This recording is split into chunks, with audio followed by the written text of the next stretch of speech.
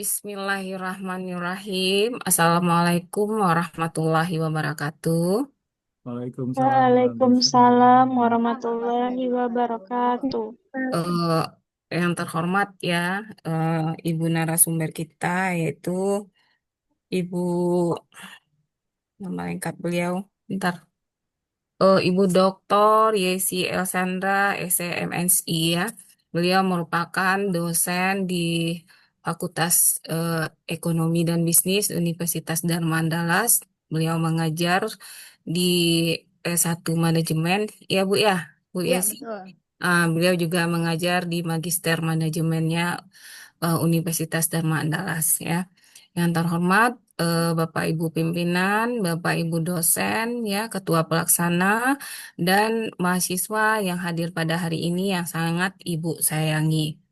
Oke, eh, puji syukur, marilah sama-sama kita sampaikan kepada Allah Subhanahu wa Ta'ala, karena berkat rahmat beliaulah kita bisa ikut ya dalam acara tahunan kita yaitu Mutiara Ramadan ya, yang pada hari ini narasumbernya adalah Ibu Yesi ya. Beliau ini adalah tamatan dari eh, sarjananya itu dari Bung Hatta ya, Bapak Ibu dan anak-anak Ibu semuanya dengan jurusan manajemen. Magisternya itu di Unpad ya, manajemen juga, sama S3-nya beliau juga di eh, Unpad juga manajemen ya. Beliau ini adalah salah satu em, apa ya eh motivasi juga bagi ibu dan bagi kita semua ya. Beliau ini selain meminati pendidikan ya, beliau juga meminati kesehatan, wirausaha dan parenting ya. Beliau punya bisnis usaha roti ya. Rotinya enak. Kalau anak-anak ibu dan bapak ibu semua mau beli, boleh langsung sama beliau sama ibu juga boleh ya. Eh, Mungkin itu sedikit ya tentang beliau ya, tentang Ibu. Dengan menghemat waktu, mungkin dipersilakan kepada Ibu memberikan tausiah, kata-kata mutiara, kata-kata indah untuk kita semua. Kepada Ibu, kita persilakan. Sebentar Bu Bu Esi, Oh sebentar. iya, Aturan main iya ya untuk Pak. kuesioner Hmm. itu kuesioner pertanyaan Oke dijelaskan oke. dari awal supaya kita adil nanti, Oh berpacu, siap, tunjuk siap, tangan, chatting. siap, Ini tanya juga siap sama Bu Ketua. Yesi dulu gimana caranya. Ya Ibu Atau Esi, ditunjuk oleh Bu eh, Yesi nanti atau gimana? Bagusnya seperti itu. gimana Bagusnya Ibu? mungkin, bagusnya mungkin mahasiswa ya yang ini ya mengajukan diri ya, ingin bertanya. Oh, Caranya iya. gimana? Iya. Raise hand. Hmm. Boleh. Nanti yang bertanya tiga orang penanya akan ibu kasih oleh-oleh karena kebetulan suami ibu habis umroh ada coklat Dubai masih ada yang kecil-kecil ya. Nanti Hmm. digabunglah dengan yang lainnya coklat-coklat yang lain. Ya, Insya Allah nanti dikasih di oke, nanti anak-anak dititipkan. ibu, Nanti ya. dititipkan di tempat Pak Idwar yang tempatnya itu sangat sangat terkenal ya ICT. Tempat Oh, Ibu Rahmi payah pula mencari ya, mahasiswa boleh, nanti. boleh. Di tempat Pak Idwar Oke. aja yang paling mudah Sekalian, dicari. sekalian roti Jepangnya juga dikasih nanti. Ya. Ya mudah-mudahan udah Oh, matang. ini Ya. ketua banyak maunya. Oke, Iya sih, Bapak ibu Ibu. janjinya pada itu mah Ketua Surangko. Bapak Ibu dan anak-anak Ibu semua sudah mendengar dengan jelas ya. Tiga penanya yang angkat tangan dan langsung mengajukan pertanyaan nanti diberikan hadiah coklat Dubai ya dari Ibu. Oke, silakan Ibu untuk memberikan tausiahnya. Terima kasih. Baik. Assalamualaikum warahmatullahi wabarakatuh. Waalaikumsalam. Waalaikumsalam warahmatullahi Warahmatullahi wabarakatuh. wabarakatuh. Asyhadu an la ilaha illallah wa asyhadu anna Muhammadan abduhu wa rasuluh. La nabiyya ba'da. Puji dan syukur marilah sama-sama kita panjatkan kehadirat Allah Subhanahu wa taala atas berkah rahmah dan karunia-Nya pada sore hari menjelang maghrib ini. Alhamdulillah Allah berkenan menghimpun kita di majelis ilmu seperti sore ini ya. Salat bering salam tak bosan-bosannya untuk uswah dan qudwah kita, contoh dan tauladan kita Rasulullah Shallallahu Alaihi Wasallam. Yang terhormat Ketua Pelaksana Bapak Idwar dan juga eh, moderator kita pada sore hari ini Ibu Rahmides. Terima kasih atas kesempatan diberikan kepada saya untuk sharing session. Ya, sebenarnya momen ini adalah untuk menasihati diri saya sendiri karena saya bukan ustazah. Ya, saya juga bukan orang yang ahli di mimbar-mimbar masjid ya menasihati orang lain atau memberikan ceramah agama, tapi dalam rangka sampaikanlah ilmu walaupun satu ayat. Nah, memegang kata-kata itu, maka saya beranikan diri untuk hadir di ruangan ini. Yang pertama sekali yang ingin saya nasihati adalah diri saya sendiri. Mudah-mudahan ada ibroh buat teman-teman semua, buat Bapak Ibu semuanya, sama-sama kita belajar ya. Nah, materi kita pada sore hari ini itu adalah Ramadan melatih kita menjadi hamba yang bertakwa. Ya. Jadi ternyata betul ya, Ramadan ini sebenarnya adalah bulan latihan bagi kita semuanya. Ya, bulan latihan untuk menjadikan kita ini hamba yang bertakwa. Bayangkan ya, kita lagi enak-enak tidur. Mau kita menggerakkan kaki kita, mengayunkan tangan kita menjauh dari tempat tidur yang membuat kita bermimpi ya. Karena ketaatan kepada Allah Subhanahu wa taala. Tidak lain dan tidak bukan pasti itu hanya karena ketaatan kita kepada Allah Subhanahu wa taala.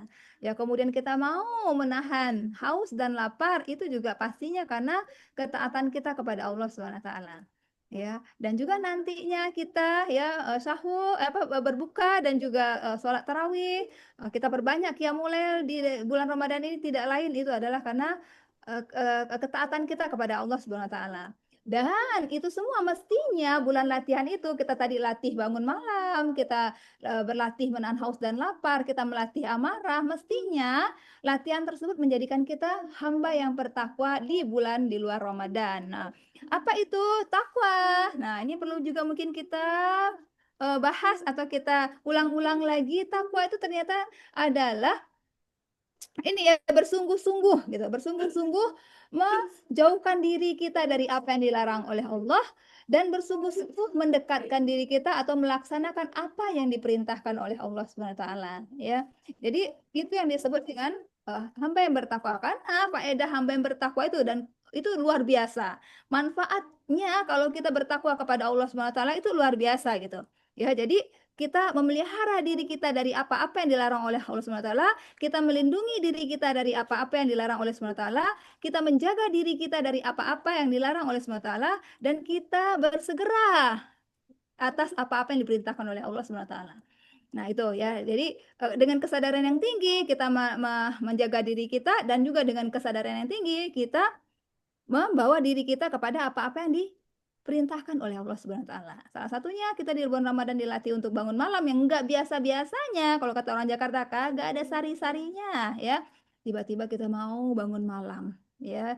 Yang tadinya kita enak tidur ya di sepertiga malam kita mau bangun. Itu merupakan latihan. Mestinya latihan itu pada bulan-bulan berikutnya menjadi kebiasaan bagi kita gitu ya. Tujuannya apa? Menjadikan kita orang yang mutakin ya, menjadikan kita menjadi orang yang mutakin gitu, orang-orang yang mendekatkan dirinya kepada Allah, orang-orang yang bersegera atas perintah Allah, orang yang bersegera menyambut seruan Allah gitu, seperti itu. Nah, tujuannya apa? Tujuannya agar kita ya memiliki ketenangan hati. Jadi orang yang bertakwa itu hatinya tenang. Dia tidak pernah takut terhadap kehidupan ini sedikit pun. Karena dia yakin semuanya datang dari Allah.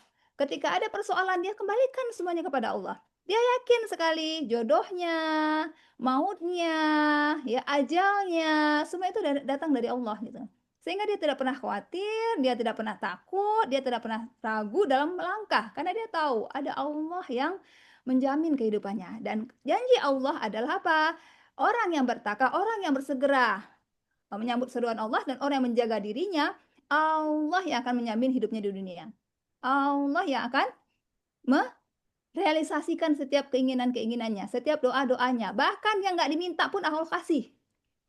Ya, nggak kita minta, Allah sendiri yang kasih gitu. Nah, luar biasa ya orang yang bertakwa ini gitu. Allah yang menjamin itu. Apa? Allah juga akan memberikan petunjuk yang tadinya nih kita nggak tahu ya Allah mau gimana ya. Allah sendiri yang menuntun langkah kaki kita. Ya, dituntun aja kita sama Allah walaupun kita nggak minta, apalagi kita minta. Ya, dituntun hati kita itu keuntungannya orang yang bertakwa. Ya tadi hatinya menjadi tenang, dia nggak pernah khawatir, dia nggak pernah ragu. Ada juga orang yang dia tuh resah saja atau dia tuh khawatir saja gitu ya dalam kehidupannya ya. dia nggak tenang jiwanya gitu. Nah, kebalikannya, orang yang bertakwa hatinya tenang, jiwanya tenang, karena dia yakin tadi apa dengan janji Allah, ya Allah yang akan mengatur hidupnya, Allah yang akan menjamin kalau ada masalah, Allah yang akan menyelesaikan setiap masalahnya. Kalau dia miskin, Allah yang akan mengayakannya.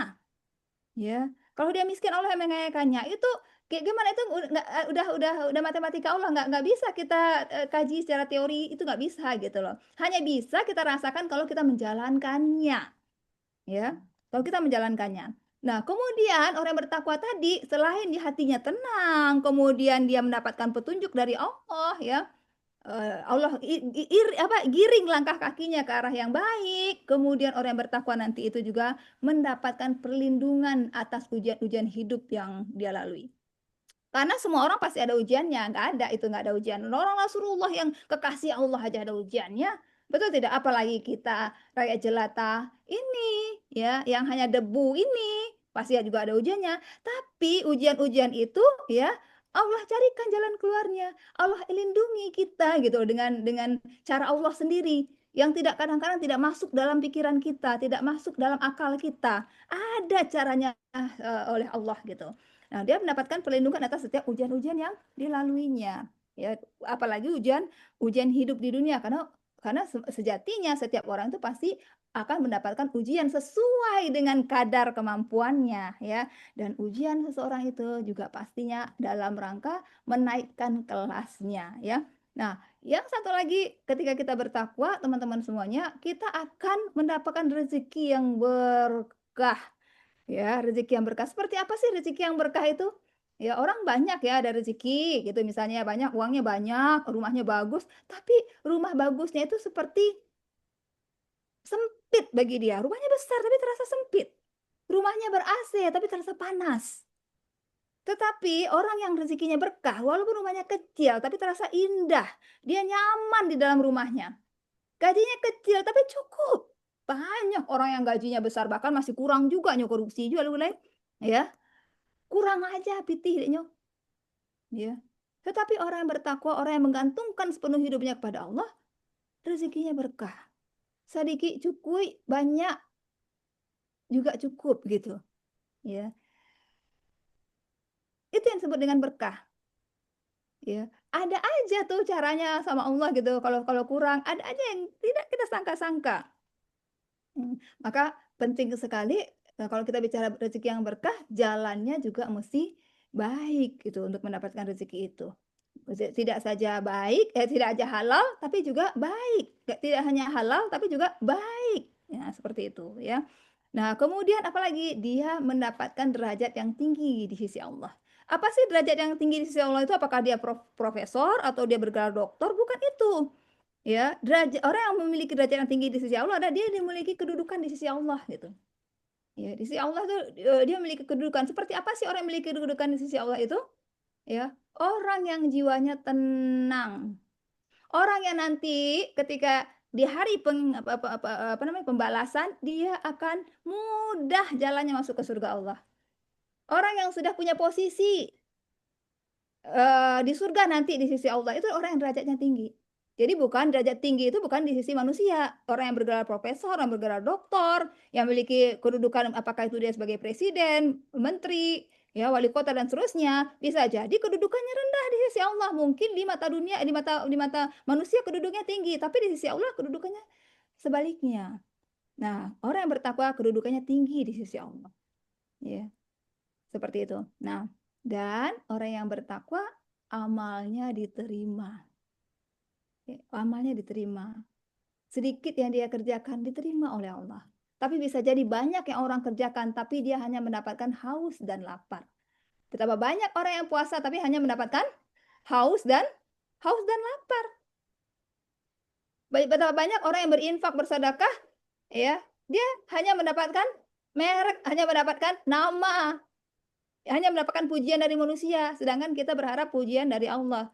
Ya, rezeki apa yang dia infakkan bisa jadi ya tidak diterima gitu. Dia karena dia tidak karena Allah dia beramal soleh.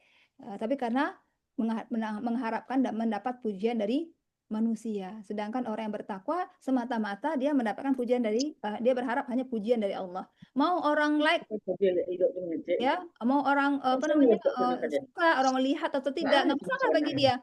Dia akan terus beramal. Vanesha, tolong dimatikan audionya. Nah, seperti itu ya. Nah, apa ciri-cirinya orang yang bertakwa? Jadi ini sebenarnya nasihat buat saya sendiri ya, jujur ya. Nasihat buat saya sendiri ya, karena memang pada dasarnya kita manusia itu iman kita turun naik, benar nggak sih? Nah, iman kita turun naik ya, kadang di atas, kadang di bawah dan apa namanya? Kita itu butuh nasihat. Kita tuh butuh nasihat ya supaya apa? Hati kita tuh gembur. Ibaratnya nasihat itu adalah ini pupuk ya bagi jiwa kita supaya gembur, supaya kita ketika kita menerima kebaikan, mendengar kebaikan dari orang lain ya itu mudah kita terima gitu. Ya. Apa? Yang pertama, ciri-ciri orang bertakwa adalah dia taat kepada Allah. Dia takut, takut dia Allah benci atas tindak tanduknya. Dia khauf dan roja. Khauf itu ya, dia apa namanya berharap dan takut hanya pada Allah. Dia berharap pujian dari Allah. Dia berharap apa yang dilakukannya ini menjadi amal soleh baginya. Dia juga takut, takut kalau Allah tidak mau memandang dirinya. Dia takut kalau Allah tidak menerima amal solehnya. Nah, jadi itu orang yang taat. Sogo Ana jale. wa ata'na. Saya dengar dan saya. Sogo. Oza, Ada abang-abang silakan dimatikan audionya Oza, Oza Azahra. Jadi dia taat ya kepada Allah atas perintah Allah. Apa sih taat dalam seperti apa? Dalam rukun Islam. Ya, apa rukun Islam? Ya kan? Pertama kita mengucapkan syahadat, ya kan? Kemudian kita puasa. Karena kita puasa, mau kita menahan haus dan lapar karena ketaatan kita kepada Allah. Gitu. Mau kita bayar zakat, apalagi kalau yang penghasilannya banyak, kalau yang bayar zakatnya nggak rutin gitu ya, setiap bulan ya, tiba-tiba sekali drop aja gitu banyak bentuknya kan, aduh terasa berat gitu ya bayar zakatnya. Tapi karena dia taat kepada Allah, dia sisihkan uangnya. Dia mau sholat kayak mulai malam-malam saat orang enak tidur, ya. Saat paling apa namanya paling nyaman untuk menarik lagi selimut ya. Tapi dia mau menggerakkan kakinya karena ketaatan, semata-mata karena ketaatannya kepada Allah. Dia mau apalagi membaca Al-Quran. Aduh, baca Al-Quran itu ngantuk, bikin ngantuk, apalagi menghafalnya. Aduh, mengantuk aku nak tahan. Tapi dia mau gitu loh. Terus berupaya untuk menghafal, apalagi mentadaburinya. Ya. Karena bentuk ketaatannya kepada Allah. Nah, itu dia ciri-cirinya. Seolah-olah bagi dia kematian itu dekat sekali. Pasti ini. Pasti semua orang akan mati. Benar nggak sih?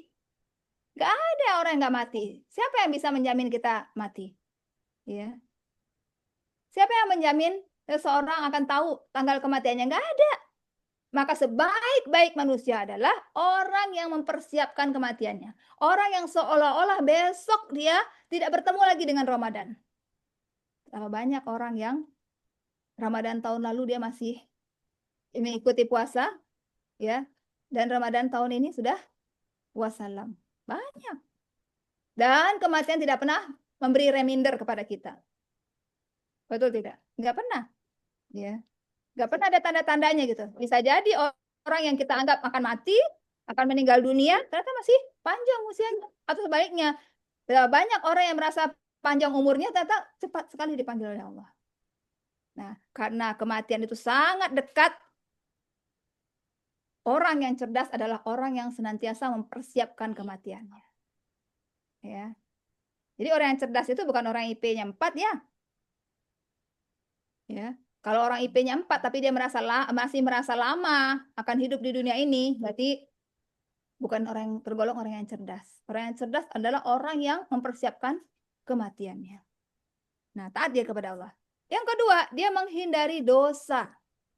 Ya, menghindari dosa yang tidak disengaja, apalagi yang disengaja. Menghindari maksiat. Ingat, ya, jangan kita mengira diri kita akan hidup selamanya. Apalagi ya zaman sekarang, yang namanya maksiat itu sudah bisa masuk ke kamar kita, ya, melalui handphone kita. Mudah sekali maksiat itu masuk ke dalam rumah-rumah sekarang, bahkan ke kamar-kamar kita melalui handphone yang kita pegang. Kalau zaman dulu orang kalau mau maksiat keluar dulu dari rumahnya. Zaman dulu. Zaman sekarang nggak perlu keluar rumah kita kalau mau berbuat maksiat, betul nggak? Manusia mungkin nggak tahu, nggak ngelihat, tapi Allah Maha melihat. Allah Maha mengetahui. Ya.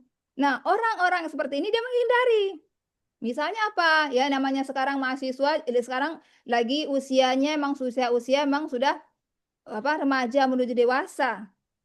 Ya, pergaulannya di mana pergaulan mahasiswa sekarang nauzubillah min zalik. Ya, orang muda saja yang bukan yang halal baginya tapi hidup bersama. Ya. Mahasiswa banyak sekali ya kejadiannya. Apalagi yang paling menjadikan lagi jangan sampai terjadi pada kita ya. Kita bermaksiat, kita meninggal dalam keadaan maksiat pada Allah. Nauzubillah min zalik. Sudahlah kita mendapatkan dosa, kita juga mewariskan malu kepada keluarga kita. Betul tidak? Ya, jangan sampai ketika kematian itu datang kepada kita, kita dalam keadaan maksiat. Ya, jangan sampai. Ya, jadi dia menghindari dosa dan maksiat orang-orang yang bertakwa. Dekatkan diri kita kepada Allah sedekat-dekatnya. Berlari kepada Allah sekencang-kencangnya. Maka rasakanlah, tunggulah Allah akan merangkul kita dengan kasih sayangnya. Allah akan mudahkan jalan hidup kita. Allah akan lapangkan rezeki kita. Bahkan ya, Allah memberi kita itu melebihi dari apa yang kita minta. Luar biasa. Ya. Kemudian dia memiliki akhlak yang baik. Ya. Dia memiliki akhlak yang baik. Yang kalau orang berada di sampingnya, orang berada di sekitarnya, orang itu merasa tenang. Orang itu merasa nyaman ketika kita ada berada di samping orang itu.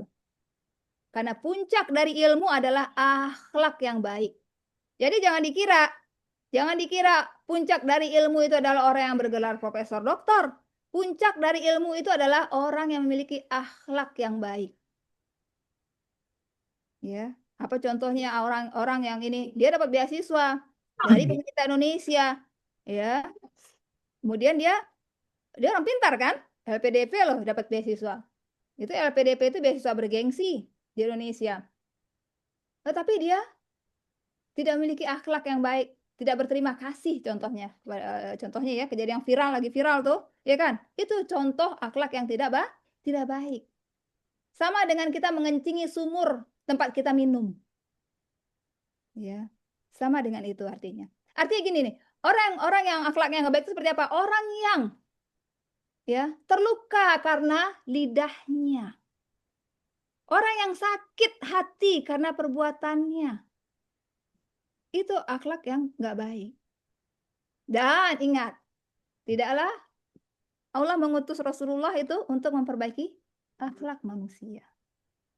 Gitu ya. Jadi kita memiliki akhlak yang sisi orang bertakwa itu akhlaknya baik. Yang orang kalau misalnya ketemu dengan dia tuh senang gitu loh. Senyum, ya. Dia menghormati yang tua, menyayangi yang muda, mendahulukan orang tua selangkah, menyapa, senyum, ya. Nggak busuk hati, tidak SMS, senang melihat orang lain susah melihat orang lain senang, senang melihat orang susah. Itu anak berakhlak tuh. Ya kan? Nggak mau membantu orang lain. Bahkan kalau bisa kok dipijaan kawan. Nah, itu kurang akhlak. Kalau kecewa putar. Ya, cobalah hiasi diri kita dengan akhlak yang bagus. Allah akan senang. Orang-orang pun akan senang. Jangankan Allah gitu ya. Bawa orang kok kalau akhlak kita bagus, pasti teman-teman kita senang menerima kita, ya kan? Nah, apalagi Allah gitu loh. Ya memang yang memerintahkan kita untuk memiliki akhlak yang baik. Ya. Nah, akhlak yang baik. Kemudian ya, bersyukur dan sabar. Ciri-ciri orang yang bertakwa itu dia selalu bersyukur. Apapun yang diberikan oleh Allah bersyukur. Alhamdulillah. Sagetek cukui. Kalau kita bersyukur, maka Allah akan menambah nikmatnya. Ya. Kita syukuri. Apa saja yang diberikan oleh Allah, apa saja yang terjadi pada diri kita. Kata ingat, ya, segala yang terjadi pada diri kita itu adalah karena kehendak Allah. Kalau kita diberi kesenangan, kita bersyukur. Kalau kita diberi kesulitan, kita bersabar. Ini dia. Dua kunci yang sangat perlu kita pegang, ya. Syukur dan sabar. Jika kita diberi kenikmatan, diberi kebahagiaan, kita bersyukur. Dan jika kita diberi kesulitan, kita diberi ujian, kita bersabar. Ya. Nah, kemudian ciri-ciri orang bertakwa lagi adalah dia senantiasa menuntut ilmu. Dia senantiasa belajar. Menuntut ilmu itu nggak harus S1, S2, S3, nggak, itu ilmu formal. Ya.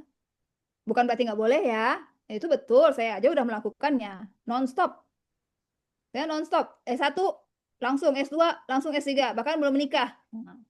Karena mencoba untuk mengikuti ini salah satu ciri-ciri orang bertakwa itu sedang berusaha untuk jadi orang bertakwa gitu. Makanya sekolah terus dulu. Masya Das Allah. terus ya.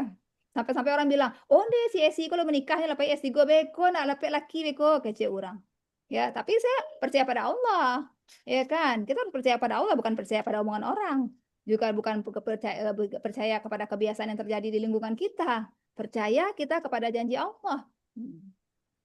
Nah, apalagi sebagai orang yang kata Allah menuntut ilmu, saya belajar. Sebagai ibu saya belajar. Saya belajar bagaimana sampai saya ke Jakarta tuh belajar tentang memerah ASI. ASI loh. Bayar jutaan. Investasi. Saya belajar ke Jakarta bagaimana membuat ini manajemen empati. Untuk itu aja saya belajar loh. Kenapa? Karena sebagai ibu kita mesti profesional.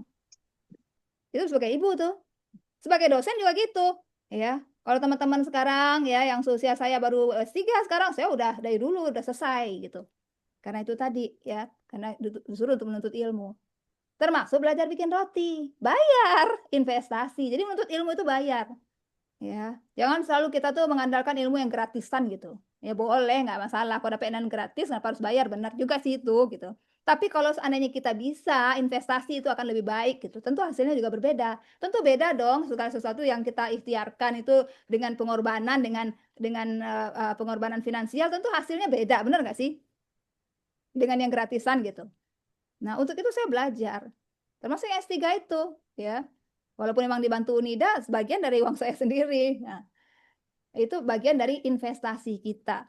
Termasuk misalnya tadi sebagai apa? Sebagai ibu saya keluar duit gitu loh. Nggak mungkin saya mengandalkan ilmu turun-temurun dari nenek moyang kita mendidik anak. Untuk bisa bikin roti, bayar, keluar duit. Ya. Waktu itu di Jepang itu jaraknya dari rumah tempat kami 200 km. Ya. Bensin di Jepang tuh mahal sekali. Ini apa tuh tol mahal gitu, tapi nggak apa-apa, kita harus keluarkan gitu. Jangan sayang keluar bensin, jangan sayang bayar tol, jangan sayang juga bayar investasi, bayar. Bahkan saya ikutkan juga anak saya gitu, supaya anak saya bisa juga belajar roti. Nah itu implementasi kalau saya pribadi ya, yang belajar gitu, yang menuntut ilmu ya, menuntut ilmu senantiasa kita tuntut ilmu, ilmu tentang apa saja, khususnya tentang keseharian kita nanti, misalnya kita sebagai ibu kah, kita sebagai mahasiswa kah, ya. Nah, kalau saya dulu sebagai mahasiswa, ketika saya menjadi saya bukolik. Ada yang tahu nggak bukolik apa? Nah, kau yang tahu bukolik, itu kan nanti itu mah Ramirez walaupun nggak bertanya. Iya, ayo. Atau ada Siapa? yang tahu nggak bukolik itu Ayo apa? anak-anak ibu, kesempatan ini. Sifat kikir itu. Siapa namanya? Intan. Intan Nabila, silakan jawab dengan baik. Siapa ibu dulu? Ibu Yesinya. Halo, assalamualaikum. Siapa tadi bertanya Intan? Apa Intan bukolik? Nabila, silakan. Iya, halo Ibu. Assalamualaikum. Ya. Bukolik itu seperti sifat kikir Ibu atau pelit. Oh, sifat kikir atau kolik ya, belum tepat, belum tepat Intan. Ada yang tahu? Ayo, yang lain. Sekarang kan udah zaman ini ya, udah zaman canggih ya. Kita kalau ada yang bertanya capek gunakan handphone searching apa sih itu Ayo. bukolik? Ada workaholic, ada workaholic, ada bukolik. Ayo, siapa yang bisa? Ini kita udah bergabung sebanyak 81, Ibu. Masya Alhamdulillah, Allah, meningkat Masya Allah. progresnya. Jadi bukolik itu adalah orang gila baca. Workaholic ada orang gila kerja.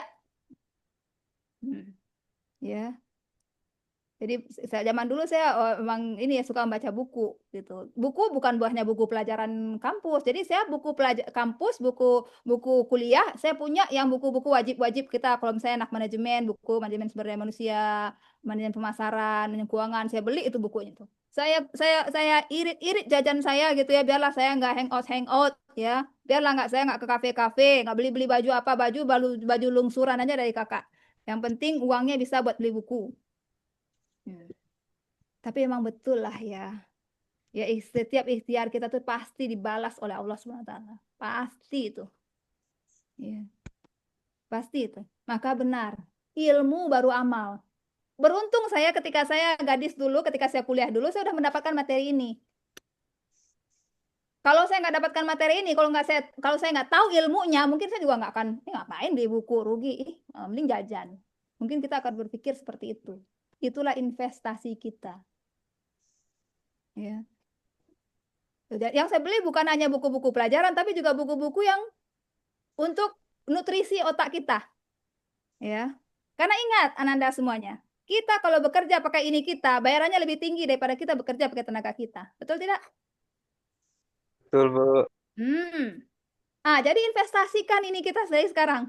Saya sudah melakukannya dulu ketika saya kuliah. Kenapa? Karena saya sudah mendapatkan materi ini. Nah, Ananda sekarang yang ada di sini, bersyukurlah ya mendapatkan materi ini ya. Kita investasi di ini kita. Investasikan, belajar.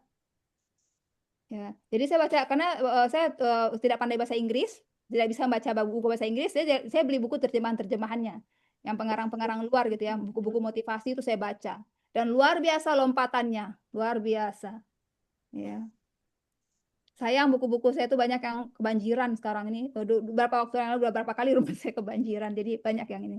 Dan sekarang terus terang juga apa namanya udah tidak seperti dulu gitu ya, ininya kemampuan membacanya, banyak buku yang dibeli pun udah nggak seperti dulu.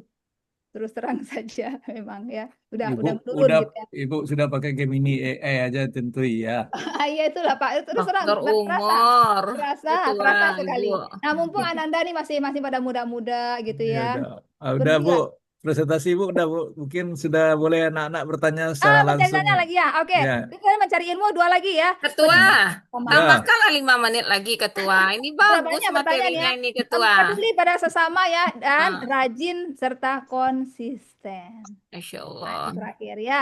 Karena sudah banyak yang bertanya menunjuk tangan nih, Ibu Rahmide, Ya, silakan saya kembalikan kepada oke. ketua, kepada MC kita. Kebenaran itu ada datang dari Allah Subhanahu wa taala. Jika ada kekhilafan itu murni karena kebodohan saya, karena kefakiran ilmu, keterbatasan ilmu. Mari Masya kita berdiskusi. Allah. Ya Ibu, terima kasih Ibu Yesi Elsandra. Luar biasa sekali ya apa yang beliau sampaikan ya. Bentar ya, Beliau saya ini izin, adalah, izin ini mau habis baterai saya cari ini. Sambil saya mendengar kok ya, saya cari iya, charger. baik Ibu. Oke, Jadi lanjut, beliau silakan. ini adalah Ketua LPPM ya, eh, Universitas Dharma Andalas ya. Beliau adalah panutan kita ya, dari apa yang beliau sampaikan tadi itu sangat menyentuh sekali ya. Bapak Ibu semuanya, Ananda Ibu, kita bisa belajar bahwasanya tidak ada selain Allah tempat kita mengadu, hanya kepada Allah. Kita diciptakan oleh Allah dan kembali kepada Allah ya. Tidak boleh SMS tadi. Tadi ya, anak-anak ibu jangan SMS ya sama orang lain ya. Orang senang, kita senang ya Bu ya. Iya. Orang senang, kita senang. Orang sedih, kita ikut sedih. Oke, ini udah banyak ini Bu. Bertanya, Ya, yang mau silakan. bertanya, Haikal, Mutiara, Revaldo, Alberto ya. Gini aja. Oh, Ibu akan melihat ya, Ibu menganalisa siapa yang belum bertanya. Ya, kesempatannya begitu ya, anak-anak Ibu. Jadi dari yang ada, Ibu lihat itu yang belum bertanya, Haikal ya. Pertama, Haikal silakan dulu, Nak. Haikal, Ya, Bu.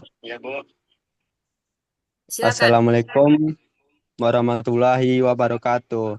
Waalaikumsalam. Waalaikumsalam warahmatullahi Wabarakatuh. Jangan lupa wabarakatuh. sebutkan prodinya sama Ya, NIM-nya. Bu. Ya, Bu. Saya Haikal Prasetya, berasal dari Prodi D3 Akuntansi dengan NIM 2501 1014. Saya izin bertanya, Bu, Ya. mengapa kita harus menahan lapar dan haus untuk melatih ketakwaan di bulan Ramadan? Dan apa hikmah di baliknya? Hmm. Terima kasih, Bu. Oke. Ini langsung dijawab apa Bu Rami apa gimana nih? Iya, Langsung, silakan langsung. Ibu jawab. Oke. Langsung jawab. Ya, Ketua ya, Ya, silakan ya. jawab sama Ibu. Oke, baik ya kan. Tidak ada satupun apa yang diperintahkan oleh Allah itu tidak baik untuk kita. Pasti baik. Dan tidak ada satupun apa yang dilarang oleh Allah Subhanahu wa taala itu buruk untuk kita. Ya, seperti itu ya. Maksudnya gini, Allah melarang kita judi, pasti karena judi itu buruk. Allah menyuruh kita puasa, pasti karena puasa itu baik. Yang pertama, ya, puasa mendidik kita untuk sabar. Betul tidak? Ya. 1 menit aja kita dahului suara beduk azan atau masuk ini ya waktu berbuka, udah nggak sah ibadah puasa kita. Betul tidak? Berarti apa? Melatih kesabaran kita menunggu. Tadi ciri-ciri orang pertama itu adalah orang yang sabar. Kemudian banyak sekali nih hikmah puasa nih. Pertama tadi melatih sabar ya. Yang kedua, kita bisa merasakan apa yang orang-orang tidak makan di luar bulan puasa, rasakan. Orang-orang yang belum seberuntung kita misalnya, yang tidak susah sekali makan, oh ternyata nggak makan itu lapar ya. Supaya kita memiliki empati. Ya. Karena kan tadi itu ya, ciri orang bertakwa dia apa? Dia peduli kan? Ya Sehingga Allah. kita bisa merasakan gitu, oh begini ya rasanya nggak makan itu. Iya. Dan kalau manfaat untuk kesehatannya, wah jangan ditanya lagi. Ya, bahkan ya peraih Nobel dari Jepang itu tentang puasa. Ternyata ketika kita berpuasa, ya sel-sel baik itu apa ya istilahnya dia itu ya ada di dalam tubuh kita ini akan meregenerasi ketika kita menahan haus dan lapar, membersihkan usus-usus kita, ya. Kemudian puasa melatih kita menjadi orang yang sabar. Seperti itu mungkin, Haikal. Karena banyak lagi yang bertanya, nanti bisa kita Iya. teruskan lagi mungkin ya Iya, diskusi. baik Ibu. Terima kasih Jadi Ibu Yesi. sederhananya seperti itu ya Haikal ya, melatih kita kesabaran, ya berarti kita empati kepada orang lain yang sebelum seberuntung kita, apalagi melatih ini untuk kesehatan tubuh kita. Oke. Baik Ibu, Haikal sudah tergambar sekali jawaban dari Ibu tadi ya, Ibu Yesi, bahwasanya beberapa poin ya di dalam puasa itu yang membuat kita semakin ya mengendalikan diri ya, mengendalikan diri, hawa nafsu ya, meningkatkan murabaqah ya, melatih kesabaran dan disiplin tadi. Oke, pertanyaan yang kedua, Ibu pilih Riza Rahmadani. Silakan Riza.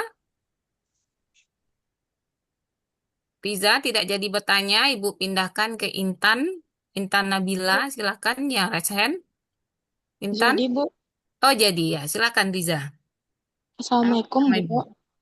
Waalaikumsalam warahmatullahi wabarakatuh. Kenalkan nama saya Riza Rahmadani dari jurusan D3 Manajemen BP24 ingin bertanya, Bu.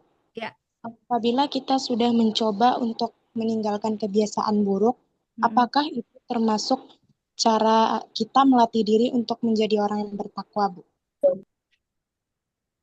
Baik, Bu. Terima kasih, Bu. Oke, ya. Apabila kita meninggalkan hal-hal yang buruk, apakah itu melatih kita mendekatkan melatih jiwa kita untuk bertakwa? Yes.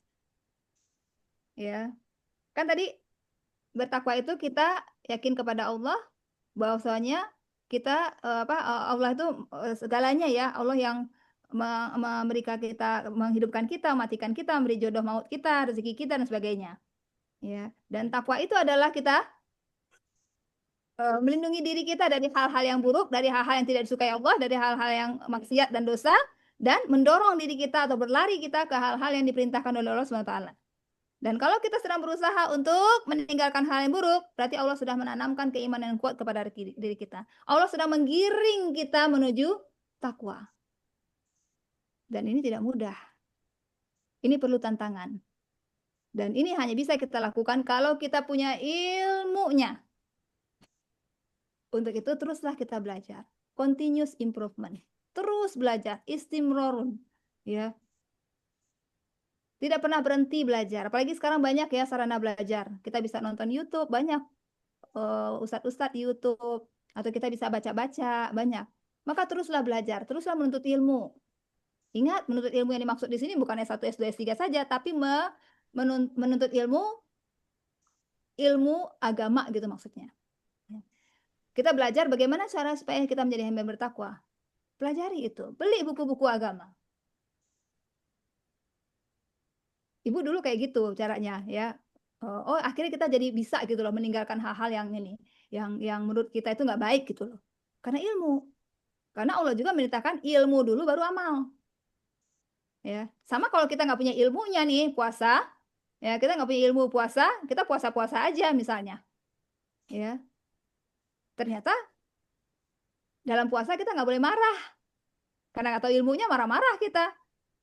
Nah, itu kan sama dengan apa namanya puasa kita menjadi tidak jadi ini gitu ya jadi nggak bersih gitu puasa kita, jadi belum tentu akhirnya puasa kita diterima oleh Allah. Jadi berkomitmenlah kita untuk meninggalkan hal-hal yang tidak disukai Allah, dan berkomitmen juga kita untuk berlari, berusaha keras menggerakkan kaki kita, mengayunkan tangan kita untuk hal-hal yang disukai oleh Allah.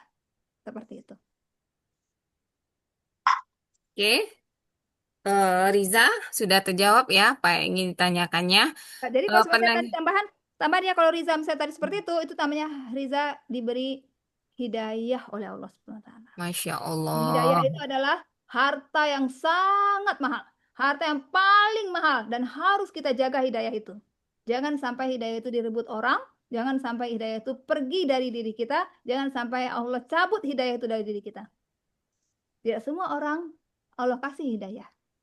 Ya, Masya tidak semua Allah. orang kasih hidayah. Dan kalau kita punya perasaan seperti itu luar biasa. Pegang itu erat-erat.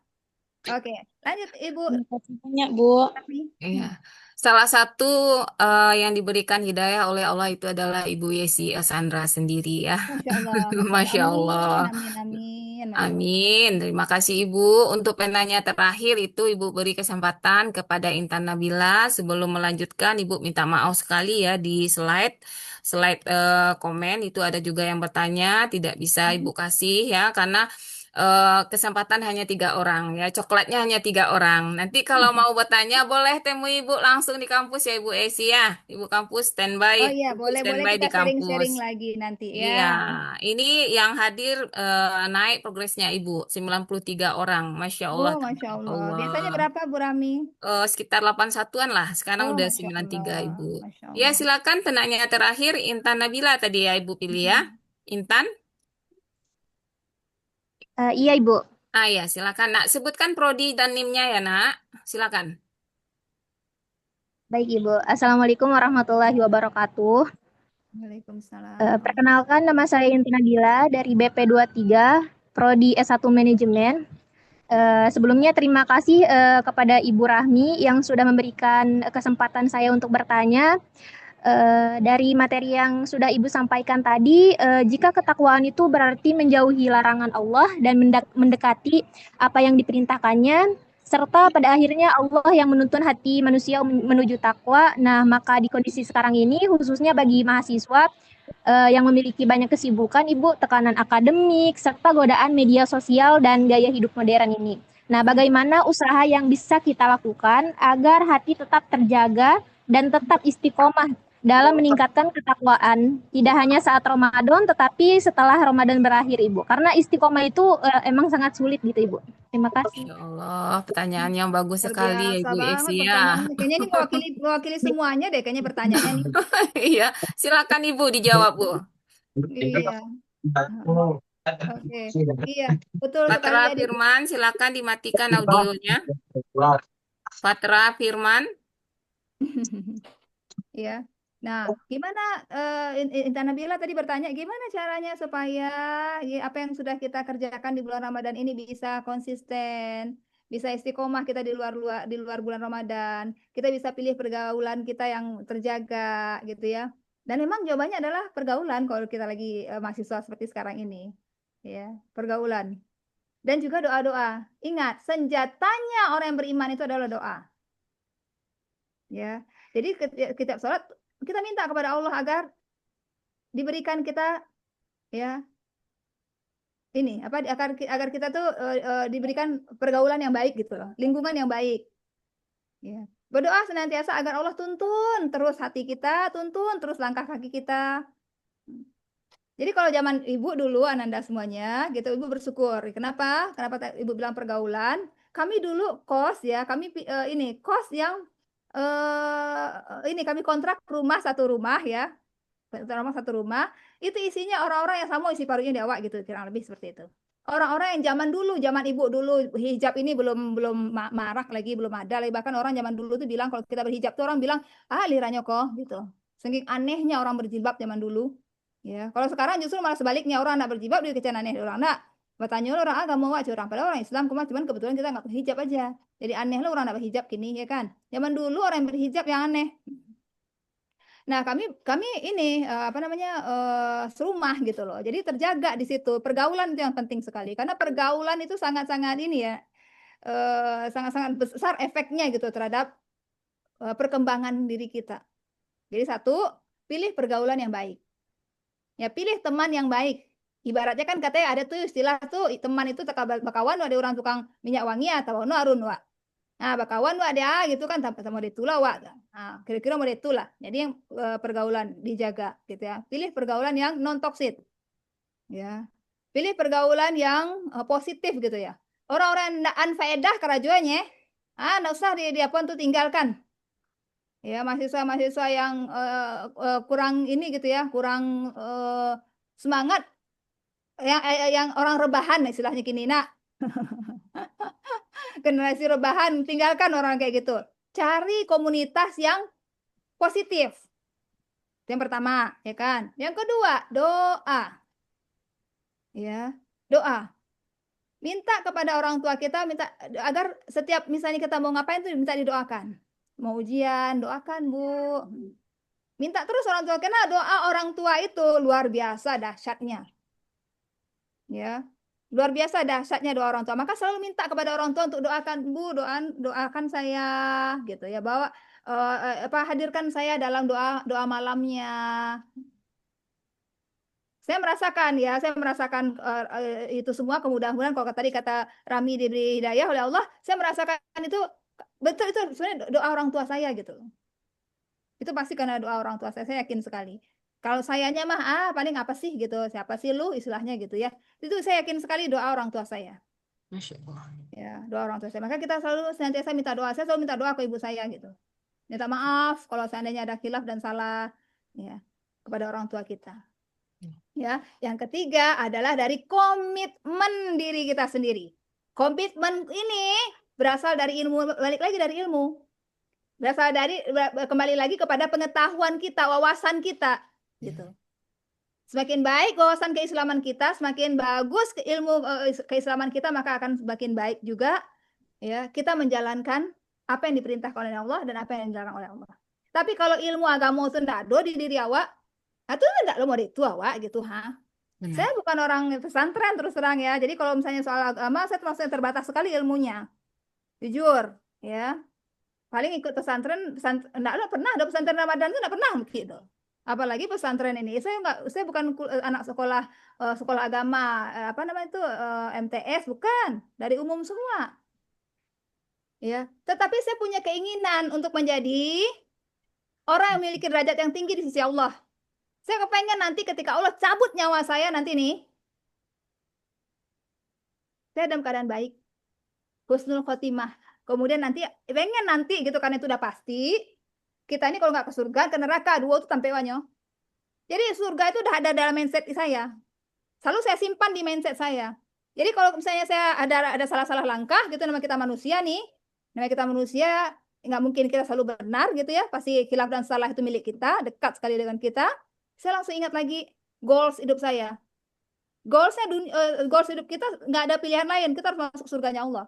Masya Allah. Karena itu tempat kakek nenek moyang kita dulu di situ. Jadi saya nggak punya pilihan lain. Jadi kalau misalnya ada agak rada-rada kita gitu misalnya ya agak mulai-mulai wah apa stepnya ingat lagi mindsetnya, goalnya. Ingat goalnya. Kita harus masuk surga Allah. Masya Ingat Allah. lagi apa namanya? Cukuplah kematian menjadi nasihat. Karena kita pasti akan mati. Nah, jadi kalau kita ingat kematian, kita langsung bisa gitu loh mengendalikan diri kita jadinya. Yang tadi kita mau maksiat, lagi tadi kita mau berdosa misalnya, ingat kita kepada kematian, ingat kepada goals kita, maka simpan di dalam otak kita surga itu.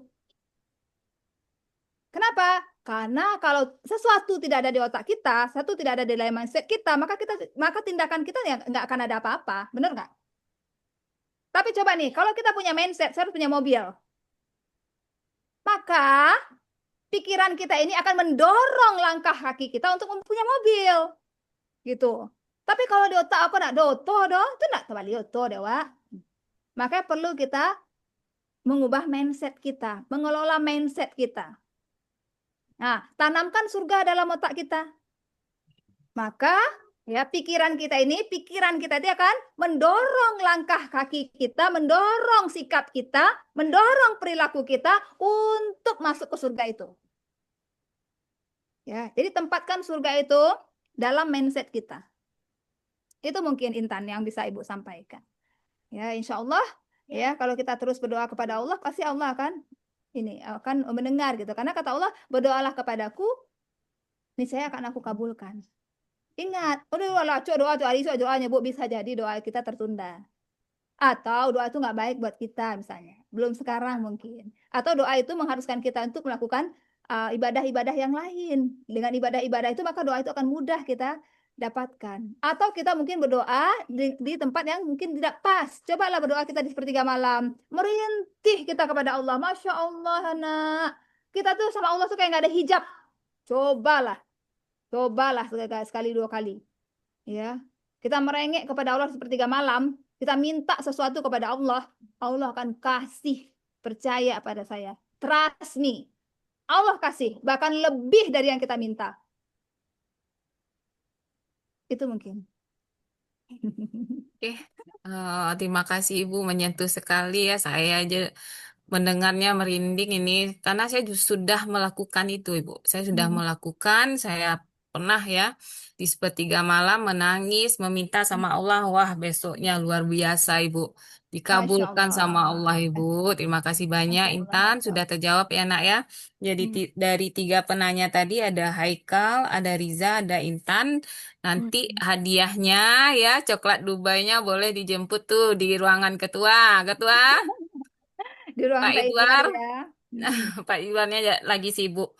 Baik, Ibu, narasumber kita sedikit tambahan dari saya. Ibu tadi kan meminta kita membaca Al-Quran Iya, ya. Jadi betul. silakan ya terkait dengan ayat pendek terkait takwa itu ada di Al-Quran surat Al-Talaq ya ayat 2 sampai 3 itu jalan keluar dan rezeki ya seperti Ibu bilang tadi kalau mau minta mobil silakan anak-anak Ibu dan Bapak Ibu semuanya membaca Al-Quran ini ya dan bekal terbaik ya itu ada di Al-Baqarah ayat 197 ada kemuliaan di sisi Allah itu ada Al-Quran surat Al-Hujarat ayat 13 dan pembeda serta perintah takwa yang sebenar-benarnya itu ada di Al-Quran surat Ali Imran ayat 102 ya.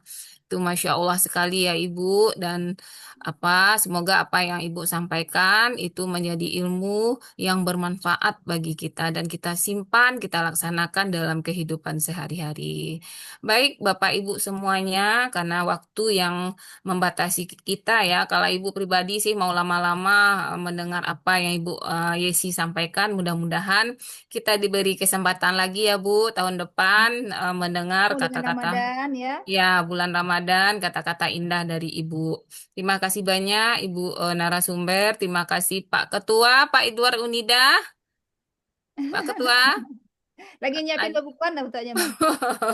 Oke, terima kasih Bapak Ibu semuanya. Alhamdulillah acara kita pada hari ini berjalan dengan lancar.